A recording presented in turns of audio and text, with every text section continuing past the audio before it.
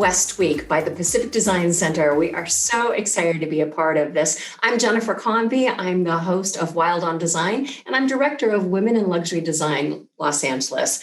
I am so excited about today's topic and our very special guest. Today, we are recording this Zoom on National Women's Day. How perfect, because this woman you are going to meet, if you don't already know her already, is an empowered woman like no other. So we believe in empowered women. And today we have Breegan Jane, who leads by example.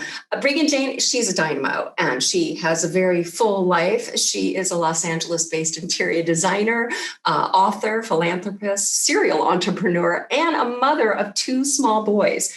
She runs her own design firm and is a dynamic voice in the design industry. And she can be seen on many TV series, including Extreme Home Makeover, Home Edition on HGTV, as well as The Property Brothers. And she is coming to us from on location on a brand new series that she's doing. So we cannot wait to talk to you. Welcome, Breegan. Hello, Jennifer. It's so nice to be here. Thank you for having me. And thank you for making me sound great. I'm like, who's that woman you're talking about? She's very dynamic and busy, aren't you? I mean, I think so. But some days it's just, you forget, because you're just in the daily of it all. And you know what? Today is a great day to just celebrate all that we offer as women. And I'm so grateful to be here with you, a strong, powerful woman. And I love W.I.LD for its acronym, but everything that it stands for. So thank you. Thank you. We're happy to have you and talk to you. Thank you for making the time. My goodness. So first of all, how are you? How have you been during these most historic, chaotic times? You and your boys, how are you all? We're busy, which has been very interesting. I think I have not had a moment of calm reflection. Everyone wanted an interior designer when they were stuck at home, and everyone wanted somebody who was good at content creation because we were all stuck at home, which meant my phone has been ringing off the hook for over a year. And I love stepping into opportunity, especially when it's unexpected. But it is interesting to be sort of on a polarizing path that's different than those around you. Busier than ever is what I find people are, or they're just completely in this serene moment of flow. And it's a very interesting place to meet your friends, your colleagues, and your clients. Right. Well, thank goodness for Zoom, right? Yes. I would really love to hear you explain, how is it that you do it all? I mean, outside looking in, you have it all, right? And you're thriving and you're busy. And tell me, what is the secret to your success? Because these are a lot of plates you're spinning, right? I feel most women are doing that. Right. And, I love the quote, if you want something done, give it to a busy person. The busier I become, the more efficient I become as a machine. But it's not without a team of people helping me. And a lot of those team members in my life happen to be powerful women. And they are either women who are supporting me in maternal roles. I have an amazing nanny at home. I have a woman who helps run my company. But there's a lot of smart people behind the brand that I've created around myself that are the only thing that make it possible. Wow. Yes. So delegating, partnerships, really key tools then in order to, there's only one of you, right? Only so many. There is only one of me. And I like to say, we all have the same hours in the day. And sometimes it doesn't feel like enough. And then I just think about like Oprah or Beyonce. And I'm like, well, I only have as many hours as they have. And that sort of motivates me on the other end. No pressure there. Yeah. I add a lot of pressure to my life, but I like to. And I really have to sometimes just let go and remind myself that I'm surrounded by strong, capable women who can take on a lot of the weight so that we can accomplish more and we can grow. the only way to grow is through team building. Like I said, we're amazing. all only one person. So how do you do that in your design business? Okay, so you're designing on television and you have a design firm. Does the same hold true there? Do you delegate or have partnerships there as well? Yes. And that was one of the hardest ones to let go of personally. So, as someone who's now on TV and out filming, I can't be as available to my clients and I can't be at home studying the designs the way I used to. So, that really was a big growth point for my interior design business because I had to rely on team members to show up and interact with my clients. Like, those are your babies, you know? I had to give them way to pick couches. That isn't something I had given up in sort of those personal relationships. But I do really love the women that I work with. And it's interesting to see their character come out that's sometimes different than mine and what they can offer a client as a collective sort of brain together. In the past, for me, interior design has always been so singularly focused. I think most of our clients hire us, right? And they want our thoughts, they want our brainchild. But when you grow and you bring on a team, there is this, I think, creativity sort of gets sparked when you ignite yourself with other creative individuals. Interaction. Exactly. So it's like the give and take of life. You know, whenever you sort of lean into what the world is offering you, as scary as it is to like give up the, picking of the countertop colors or letting somebody else lead that conversation, what I've found is that it makes my projects that much more dynamic because I'm being questioned, they're being questioned, the accountability is higher, and just the brain creativity is coming 200%. That's wonderful. That's very insightful and very smart of you. I know that just by the trade alone, by being an interior designer, I've heard this a lot from people who do it on television as well. You're being pulled in different directions to see things through. And in this case, you can't always be there for all the steps. And it's incredibly hard because by nature, you're all perfectionists. We are all perfectionists. And on top of that, your known name is on it. And you have to trust and understand, and the client has to understand that nothing goes by you without a stamp of approval. So what you're getting is more attention, right? In some ways, the client's getting much more attention. Yeah. And knowing that it's a direct conduit to you and that nothing is going unnoticed by you or unapproved. Correct? 1000%. And it in the beginning was new for me to explain, like, she's got that, or talk to them, don't worry. Or I would have clients question the presentations. They were like, well, have you even seen and I'm like, yes, of course. Like, we've been spending midnight hours at this. Luckily, I don't sleep. That's another secret to just my ability to. Oh, do you look so glamorous and beautiful? But I mean, I'm up at 3 a.m. looking over decks that my team's worked on all day. And so sometimes, even though the client's not seeing me, it's true. It's like they don't know how to react to the visual until they know whether or not how involved I was, which is always interesting to me because it's a psychological thing, not an actual reaction to the design itself. And it's interesting to watch like their reactions change based on like, oh, I didn't know you picked it. I thought she picked it. And I'm like, no, I picked that one. Got it. That's interesting. Yeah, I guess it's like having the doctor's opinion and the intern's opinion. Maybe they think that. I don't know. Yeah. Just one of the things you do so well, I have to say, fessing up, this last very grueling year, had silver linings, but one of those silver linings was me discovering your blog, Breegan Jane. You have a fabulous weekly blog that I have to tell you, I was hooked, absolutely hooked for just aspirational, inspirational. What blew me away was how vulnerable and candid you were. These were very personal writings, and that's what's so engaging. And it was refreshing. Yes, it's about design, but it's about being human. I mean, you touched topics like fear, anxiety, social injustice, racism, biracial, identity, and it was really remarkable how you handled it. And you wrote in your voice, and as a mom to two young boys, and as a working single woman. And I just thought there was just so much great takeaway, and I will continue to follow. And everyone out there, I highly recommend it. Were you always writing? How did you fall into this? So, or did you?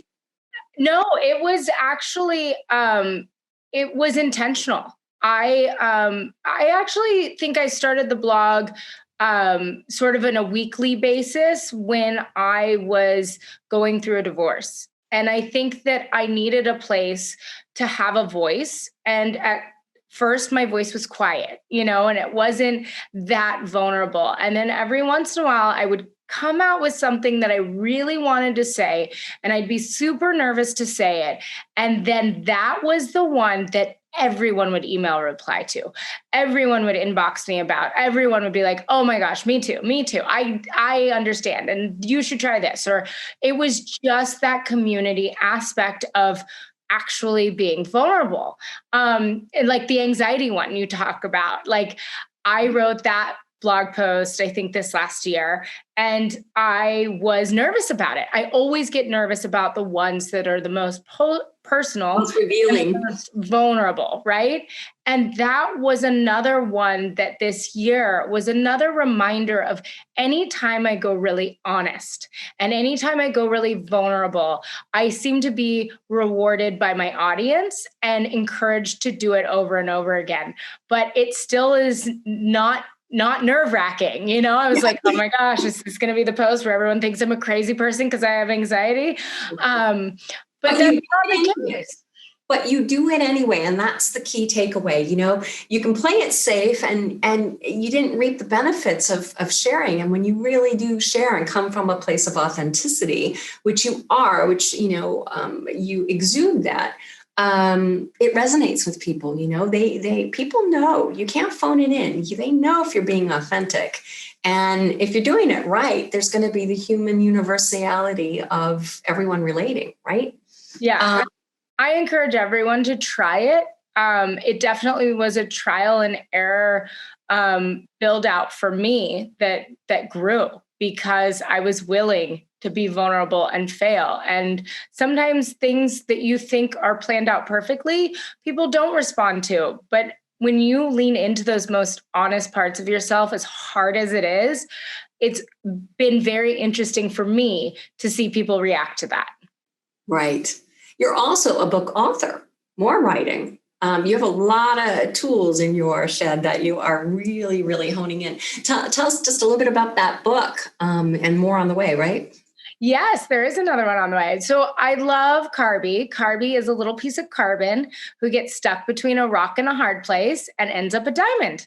I mean, this is a science story that's based in me wanting to explain to my children that struggle is something we're going to face, but it can be the thing that shapes us.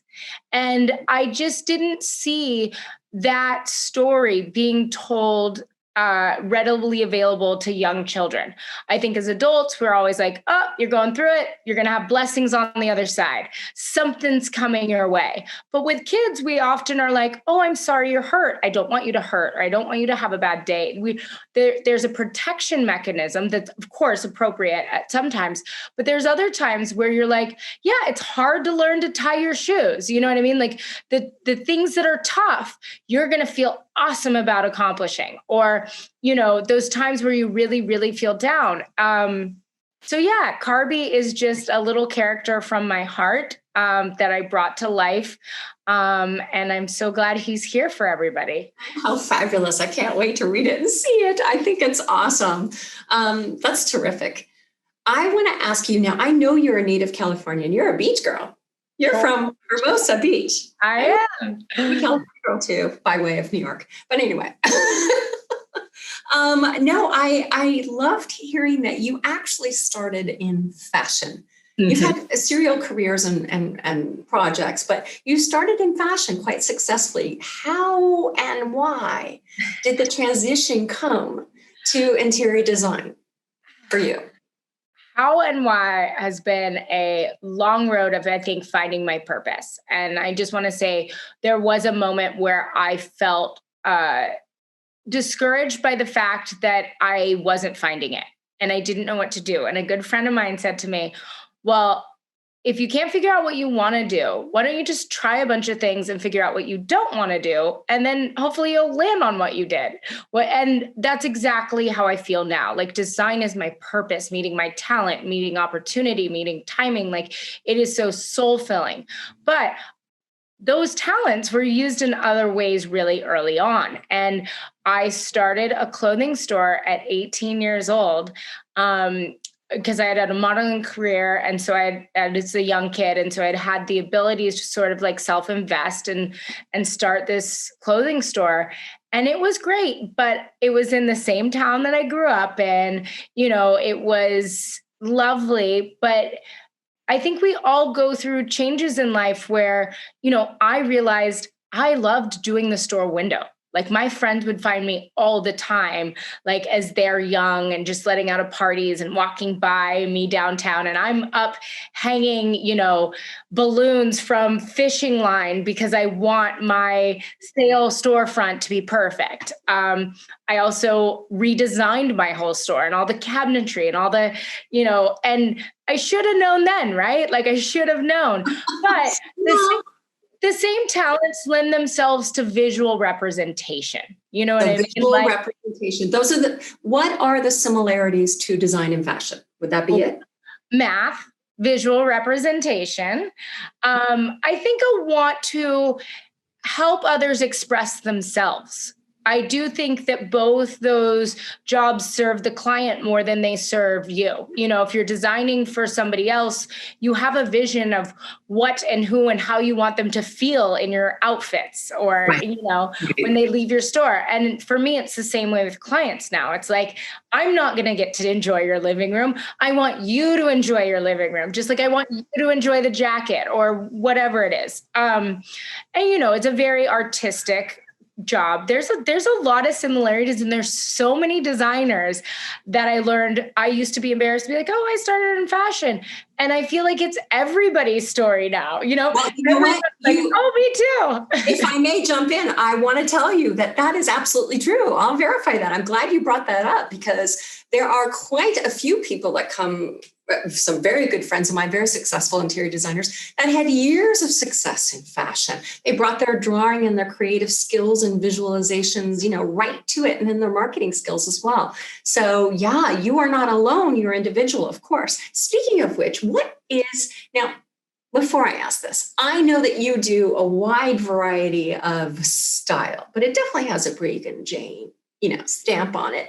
So I want to hear, and we want to hear, what do you call your design aesthetic? I call it modern, approachable luxury. So I'm really drawn to clean lines. I think that through an evolution of design, I've really sort of leaned into that spa-like calmness of a crisp palette, right? I'm not overly stylized.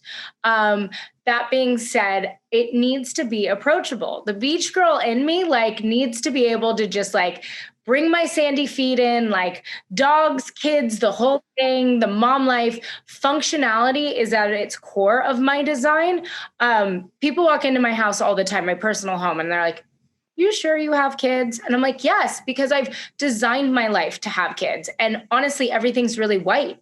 And people are like, why white? I'm like, because I can bleach it or wash it, or, I don't have to worry about a pattern or a stain or anything sort of not being forgiving to kids and their sticky fingers. I can just magic eraser the walls away and it's not gonna impact any color that I chose. Breegan, I love it. So you've got the beach clean, a clean palette, kid user friendly, comfortable, luxury. What are some other elements that are unique to you and your design? Well, I definitely need a little bit of sparkle.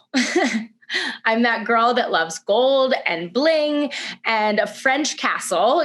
There's definitely a part of me that needs to make sure there's crystal incorporated and gold somewhere.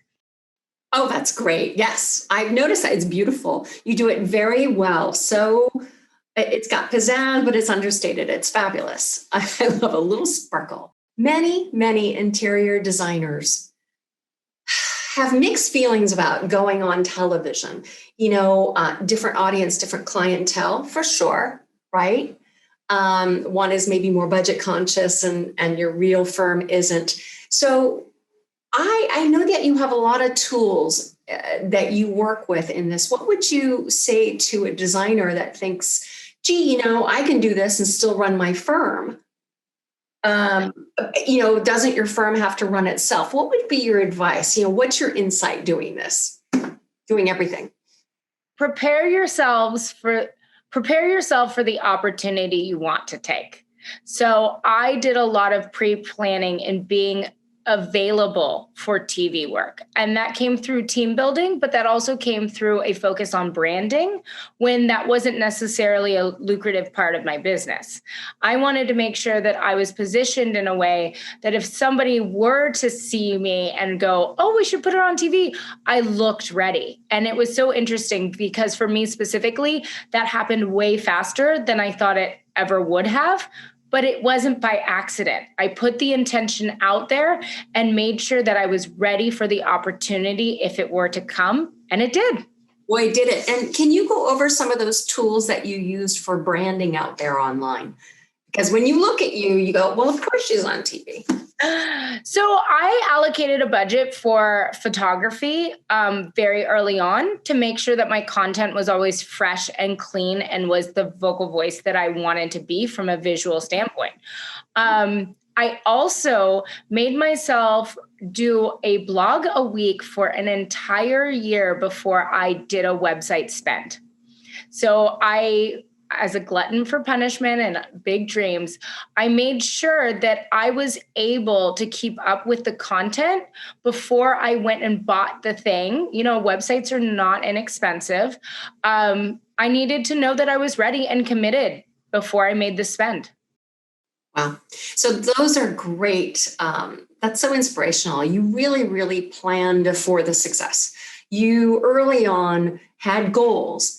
And you use the tools available that you knew would open the opportunity. I think that is fabulous advice. If you want to do it, do the things you need to do to get in it, right? And I like to call it reverse engineering. Like, just look at what you want and then see how you got to get there. I mean, that's what we do with our design spaces. You can apply that to your business as an overall as well. Love that. Brilliant. Let me ask you, what exciting design projects do you have in your firm? And then we'll get to the TV. I'm really excited to be working on a jewelry store for a designer in Beverly Hills, a jewelry designer. I can't say much more than that, but I always love a retail space because it allows more people to interact with my design. And then, of course, because it's a luxury good, there's going to be lots of bling. And then I have a new TV show coming out about just really helping people through purchasing a house and having a wedding all at the same time. And if you have never done either one of those things before, it's really difficult to understand what your financial options are. So I'm helping guide these adorable couples through their first big home purchase, but I also love. So it's been really fun. That's fantastic. I can't wait to see that. That sounds great. Yeah. The business of life and love. You're helping people as you do, giving back. Always so wonderful. Well, thank you so much for being here and sharing everything with us. It's a delight, and we'll be sure and keep our eyes out for you on the next series that you're doing. And I want to thank all of you at home, and I want to thank the Pacific Design Center and Modern Luxury Interiors Magazine. I'm Jennifer Convy. Thank you, Breegan Jane. Thank you for having me. We'll see you soon.